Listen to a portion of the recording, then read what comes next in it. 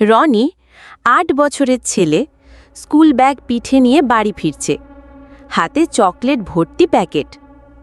রনি খুশি হয়ে, আজ মায়ের জন্য চমক আছে, অনেকগুলো চকলেট এনেছি। পেছনে অদ্ভুত সাদা কাপড় ঝুলে নড়ছে। রনি ঘরে ঢোকার সাথে সাথে খাটের নিচ থেকে হুস হুস শব্দ আসে। রনি চোখ বড় বড় করে, এটা কি বাতাসের শব্দ নাকি? খাটের নিচে সাদা গোল চোখ ঝলসে উঠে এক ছোট্ট গোলমালু মোটা ভূতু বের হয়। দেখতে মোটেও ভয়ঙ্কর না, বরং মজার।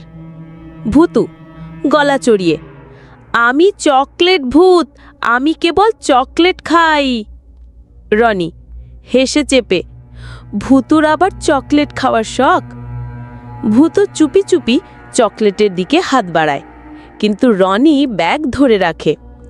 রনি, একটা শর্তে পাবে, আমাকে ভয়ের গল্প শোনাতে হবে। ভূতু, ভয়ের গল্প শুনে যদি তুমি ভয় পাও তাহলে সব চকলেট আমার। ভূতু নাটকীয়ভাবে বাতি নিভিয়ে টর্চলাইট মুখের কাছে ধরে গল্প শুরু করে।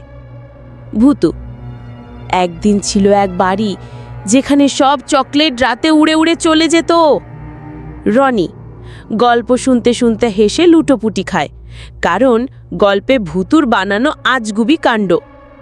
গল্প শেষ, রনি হাসতে হাসতে দুটো চকলেট ভূতুকে দেয়। রনি, তুমি ভয় দেখাতে পারো না, কিন্তু তোমার গল্প সুপার মজা। ভূতু, ভয় দেখানো আমার কাজ না, মজা দেওয়া আমার কাজ।